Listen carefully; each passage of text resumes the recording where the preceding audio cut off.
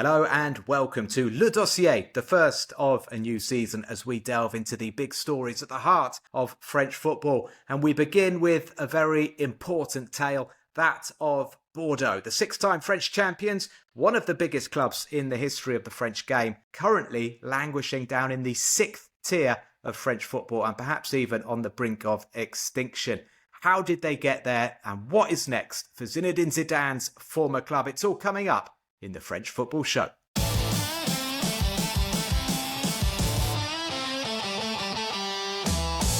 Welcome on board, everybody, and thanks for your support. Monday's Ligue podcast got a fantastic response. More and more people are tuning in and uploading the podcast, so thank you very much. Do keep spreading the word.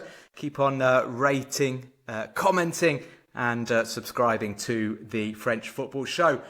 Now, to discuss today's very difficult but very important topic, I'm really pleased to say that we've got Tom Williams, our regular contributor, back on board, the writer and broadcaster. Tom, how are things going with you? I know you had a busy summer with the World Cup. Are you fully recovered now? Hi, Matt. Yeah, just about fully recovered. Very enjoyable 6 weeks in LA for the Totally Football Show. I managed to take in a few matches as well, which was good fun. Didn't see Les Bleus, sadly, but I did watch all of their games. And yeah, had a bit of time off. Had a very enjoyable week in France recently. A few days in Aix-en-Provence, a few days in Marseille, which is always a treat. And I'm more or less ready to go for the new season, I would say. Yeah, it was an unbelievably hot summer, wasn't it? I'm sure Marseille and Aix were pretty hot. And actually, I was driving down. I went to the Pyrenees, which was quite nice, but I was driving sort of towards Toulouse, and it was, I don't know where, this was sort of late July. It was when there was that huge fire that was heading towards Bordeaux, and people actually in the city of Bordeaux were, there was talk that they might have to evacuate them. We're going off topic a little bit, but it feels a bit symbolic with what's happening at the football club. I'm really pleased to say as well, we've got Raphael Jucobin, the Paris-based freelance journalist who is with us. Now, Raphael is a fountain of knowledge on all things French football and I believe rugby as well, but we're going to mainly use his football knowledge. And Raphael, you are also very strongly linked to Bordeaux. They are your team. They are my team. Families from Bordeaux. My family are Bordeaux supporters, so they are very much the team I support, supporting in every sense of the word. Yeah, so you've got, I guess, some fond memories. Like, it's difficult to kind of judge how old you are with that beard and stuff like this, but I'm guessing the 2009 title win is a strong memory for you. Well, that was the very first season that I was fully paying attention to Bordeaux. Okay, so you are very young, yeah. Kind of, well, far too young actually. Kind of set the bar quite high that season, and then obviously everything went downhill afterwards. The slide, though, this is the thing as well. This Bordeaux story, this slide towards bankruptcy and potential extinction, it's been going on for 6 years, maybe even 8 years. Before we get into the nuts and bolts, Raphael, how do you feel right now with Bordeaux set to start the season playing regional football? So in France's sixth tier, 215 clubs in France are above them. Yeah, it might not even be sixth tier, it might be seventh or eighth tier. That'll be up to the regional football league to decide. But there's a lot of, I think in the fan base, generally speaking, there's a lot of apathy just from years and years of seeing the club slide down. Yeah, it's tough to see, obviously, because as I was saying, my first memories of Bordeaux were seeing us in the Champions League, and we were still playing in Europe not that long ago. We were in the Europa League in 2018. So to see us in this state, it's quite difficult. Is it anger, disbelief? Like, what's the overriding sort of feeling among fans and people in the city? Well, a lot of anger towards the ownership, obviously. Disbelief, not as much, because it's been quite gradual, the slide down. Yeah. Obviously, we've just been booted out of the national leagues, which is kind of a sudden drop. But it started in we were relegated from Ligue in 2022. And then obviously it's just been a constant slide down the divisions. Tom, to put a bit of context in this, so Bordeaux like Raphael said, he's used to seeing them in the Champions League. In the 1980s, they were even bigger, weren't they? They had like loads of that France team that won the Euros in '84. Alan Girard, you might correct me. Maybe Tigana wasn't at Bordeaux at the time. Marius Trésor. Anyway, we don't need to go it, but yeah, plenty of names. Patrick Battiston as well. But have we ever seen a collapse on this scale before in French football history? In French football history, in the modern era, I don't think so. I mean, Strasbourg had to start again in the 5th tier and managed to battle their way back up to Ligue 1 and back into Europe. But they are not quite as big a club as Bordeaux. They don't have quite as rich a history. I mean, looking around Europe, I think the only cases that are comparable are probably Rangers in Scotland, Parma and Napoli in Italy. Both went bust at different times and basically had to start again. But there aren't many cases that are comparable to what has happened to Bordeaux in terms of magnitude. And I've been trying to think about, a comparison with English clubs to try and give it some additional context. And in terms of like the size and history of club, I mean, Bordeaux this is an Everton or a Leeds United or an Aston Villa, an extremely historic club, 6 league titles, as you said, that fantastic team of the mid 80s that won the title 3 times, that won the double, that reached the European Cup semi-finals in 1985. The team that won the league in 1999, the team that reached the UEFA Cup final in the mid-90s was Zinedine Zidane, Elisa Razou and Christophe Dugarry. And then more recently, that team that we all remember so fondly that we were talking about earlier, the 2008-09 vintage under Laurent Blanc, the Johan Gourcuff, Marouane Chamakh team that won the league and reached the Champions League quarter-finals. So this is an enormous club. And yeah, I think we can say with a degree of certainty that French football has never seen such a big club in such an enormous level of difficulty before. Raphael, just to try to help people to understand, help me to understand sort of how this has happened as well. So the historical owners of Bordeaux were M6, the French television channel, who generally, I think, oversaw a pretty successful period in charge. They sold in 2018 to the American investors, King Street. This was at a time that was very difficult for French football. Bordeaux had mounting debt. They had this stadium as well. A lot of clubs in France had these amazing looking new stadiums. The Matmut Atlantique, I don't know if it's still called Matmut. It probably hasn't got a sponsor anymore, but it was built Beautiful stadium, horrible name. Yeah, it was, but it was built for Euro 2016. I think 43,000.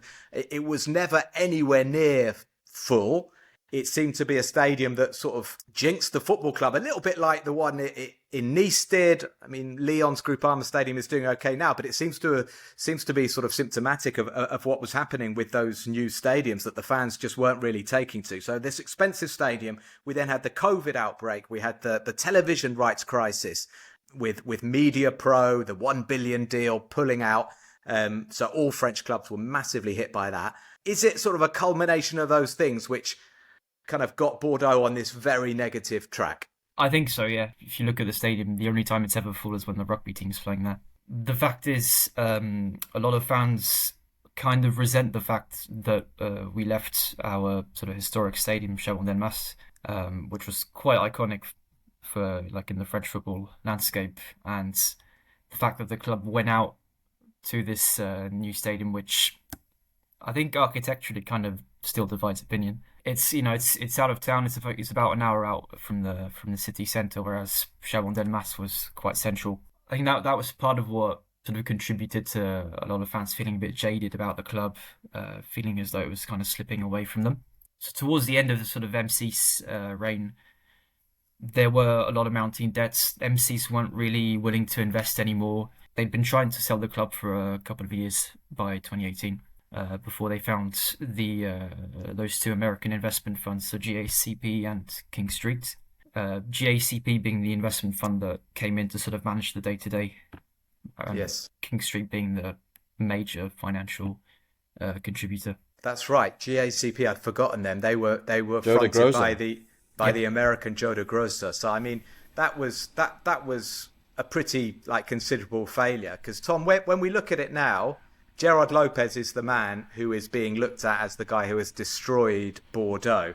Now, Gerard Lopez took over the club following relegation in 2022 when King Street withdrew its support. But Tom, the ball was already rolling well before then, wasn't it? Yeah, the rot set in before Gerard Lopez. He's obviously responsible for an awful lot of things that have gone wrong since then. But as Raphael was saying, towards the end of the M6 era, and M6 had owned the club since 1999 and had presided over a reasonable degree of success during that time, but they were overspending and they were in a bit of a hurry to get the club off their hands.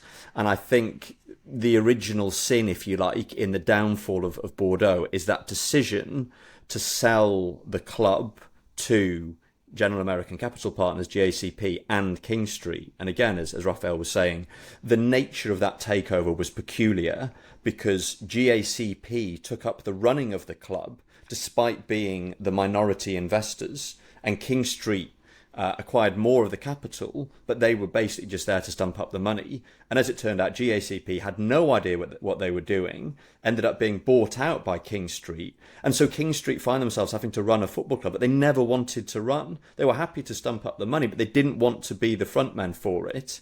And so you get this succession of kind of poor decisions. All the time Bordeaux were just kind of, sliding down the league standings. And when Gerard Lopez came in, I mean, he was welcomed with open arms. And this is something that, that he does quite skillfully. He manages to get supporters on side. So the Ultramarine 87, like the most vocal Bordeaux Ultras group, they were banging the Gerard Lopez drum right from the start. This is the guy who's going to save our football club.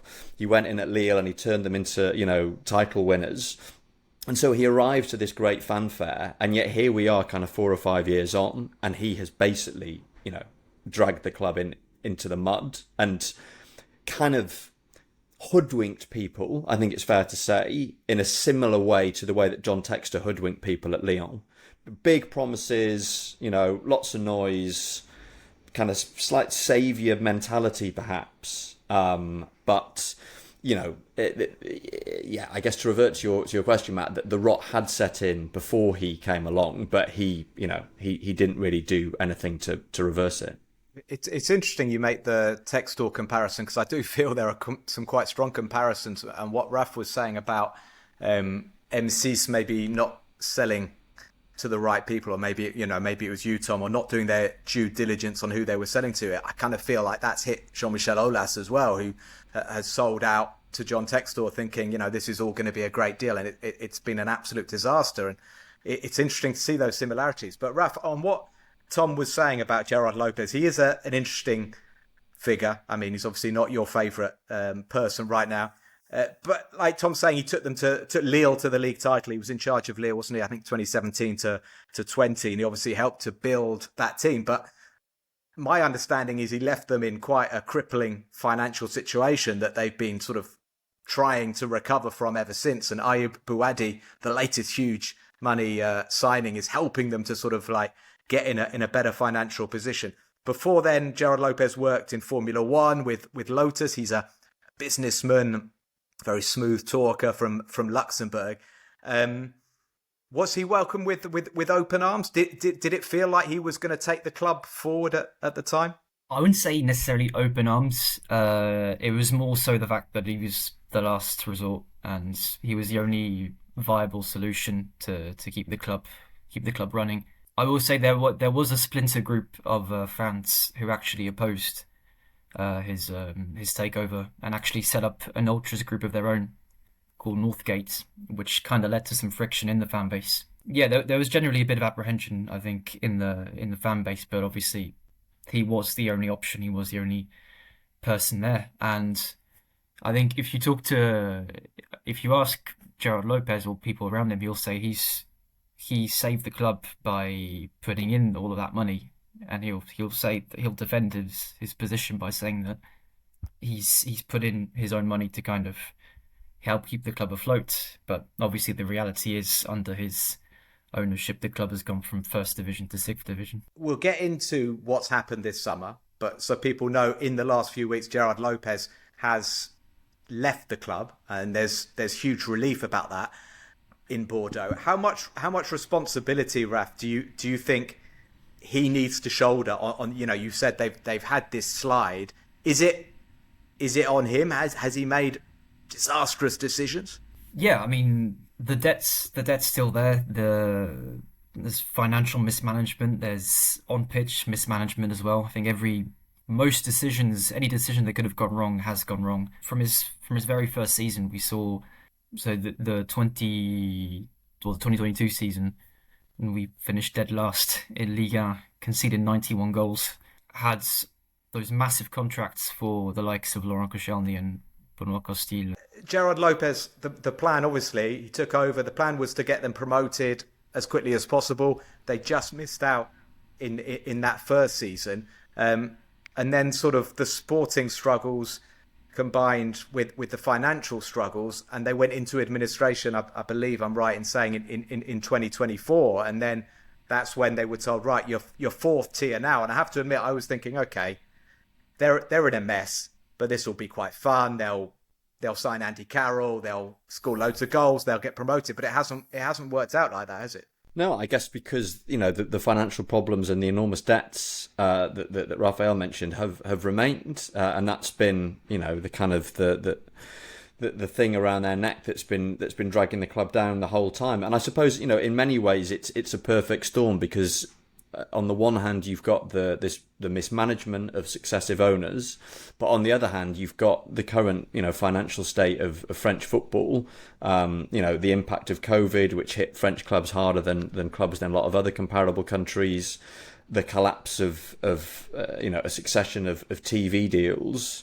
You wonder, in an alternate universe, is there a reality where COVID doesn't happen and the TV rights deals don't collapse, and Gerard Lopez somehow does manage to turn it around using the kind of tactics that might have worked in that kind of situation in the past? But unfortunately, that was not the reality that he was confronted by, that the club was confronted by, which is where they why they have wound up where they currently found themselves. And I think this kind of thing does happen in football. Big clubs get caught out overspending, banking on future success that never comes, and then having to pay the price. And you always just assume, well, they'll bounce back. That that there are too many people who want this club to succeed for them to be allowed to fail. And I think Bordeaux are a demonstration. Actually, that just history and an enormous fan base and goodwill are not enough to keep a club on an even keel when they're being managed so badly, and when events conspire against them in the way that they have.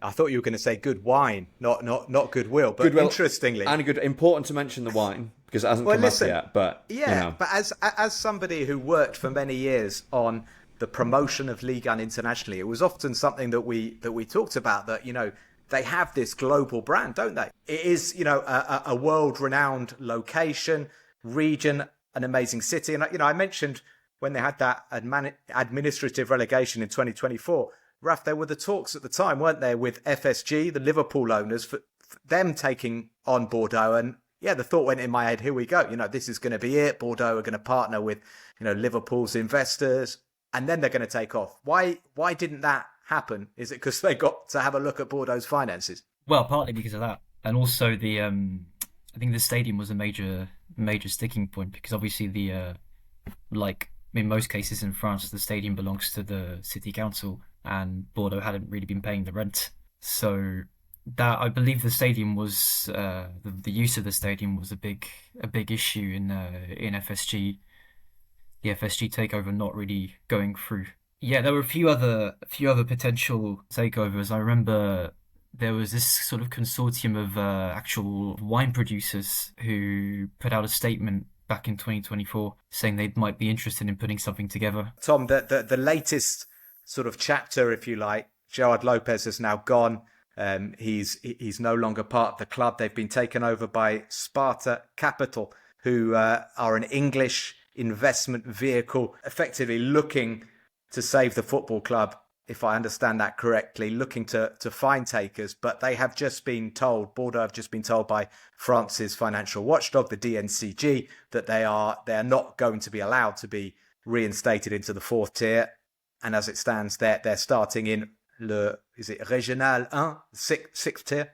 So that's how things stand currently. But then, as Raphael was saying, there is a danger, as we record, that they might end up playing in an even lower division. And it's so hard to have any kind of confidence in what comes next. I mean, Lopez finally being moved on feels like it should be a line in the sand, but I don't know anything about Sparta Capital. I'm not a financial journalist.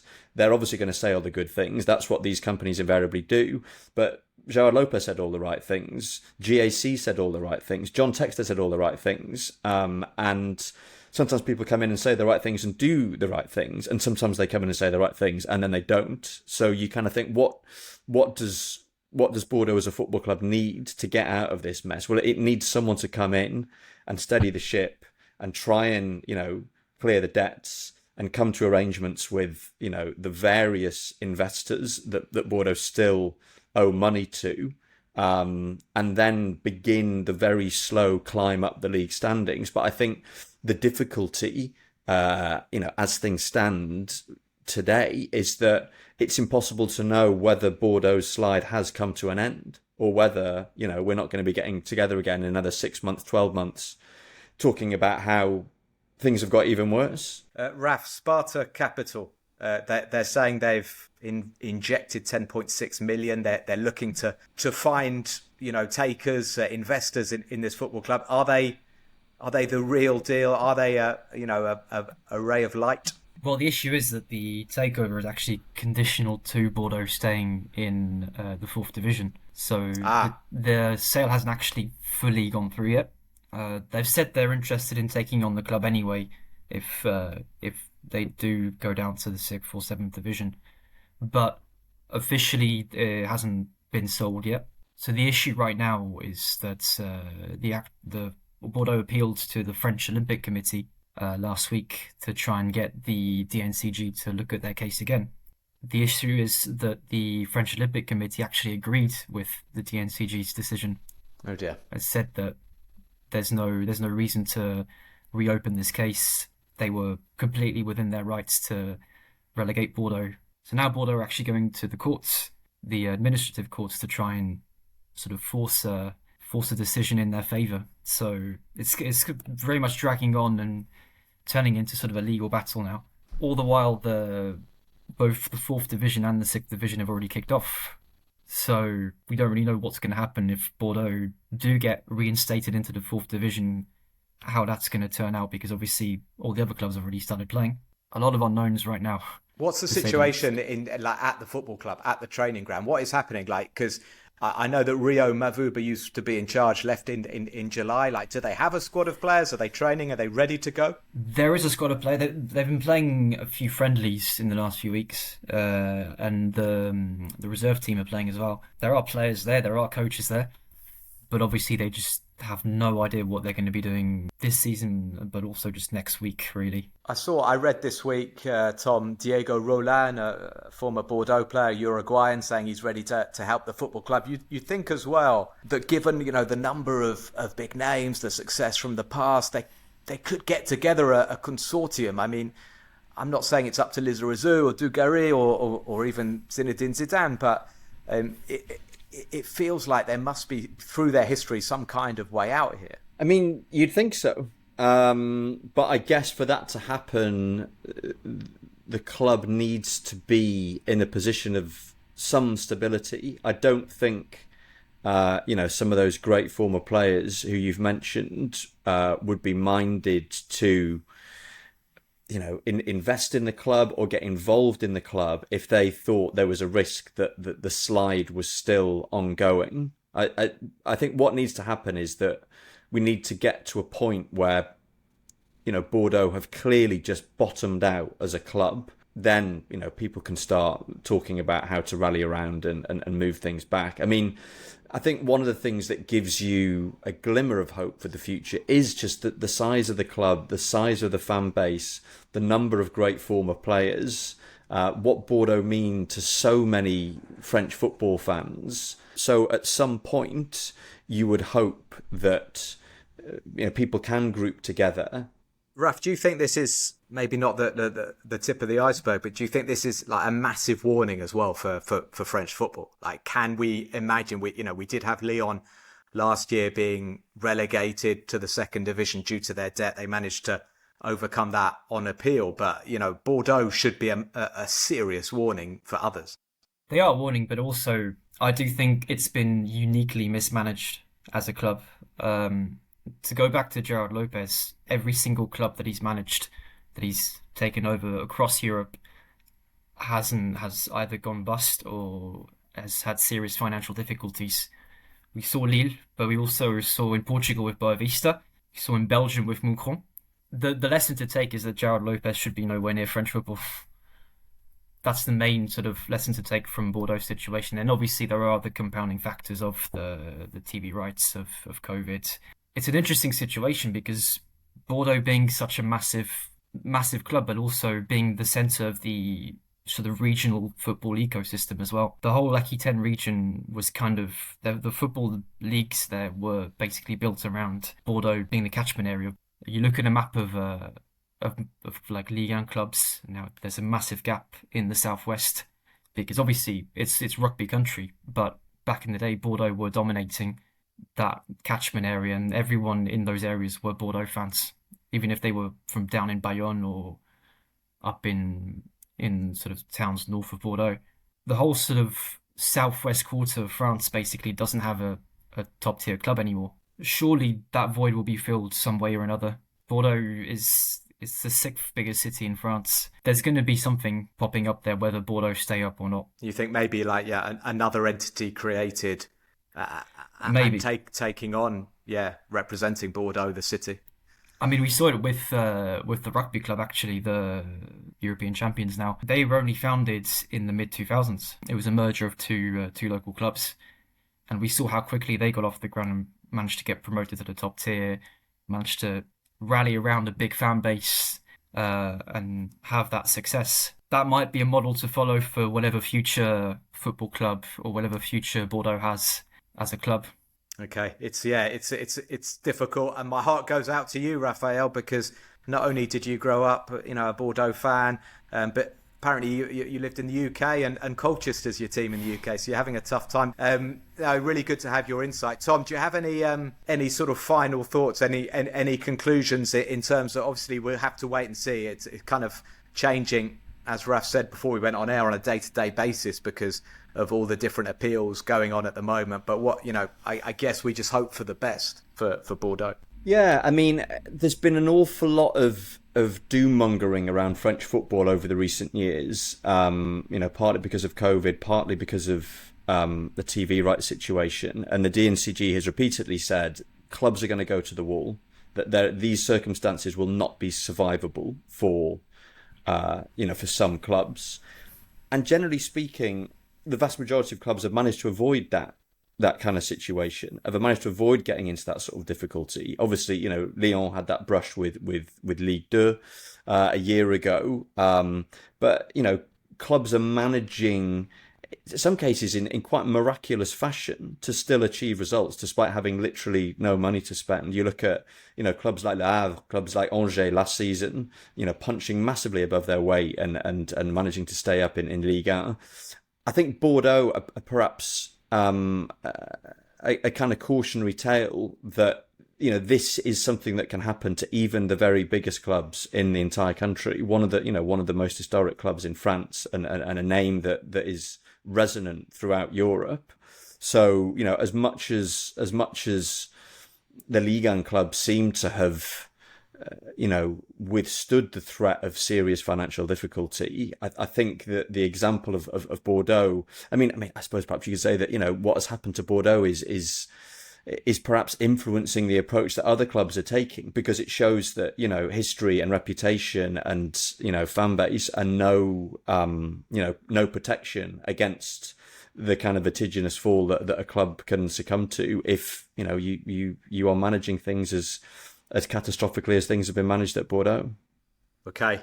Thank you very much to Tom Williams. Thank you to Raphael Jucobin. It was a real pleasure to have both of you on, and I think I learned quite a lot. I think I understand the situation better, and it's looking pretty bleak. That was our first dossier discussion of the season. These are going to be coming your way through the season every Thursday. If you've got any subjects you want us to talk about, if you want to learn a bit more about anything, do drop us an email, league1podcast@gmail.com, and do keep supporting. And thank you very much for listening. Thank you, Tom. Thank you, Raf. We'll see you all again very soon. Take care. Bye-bye.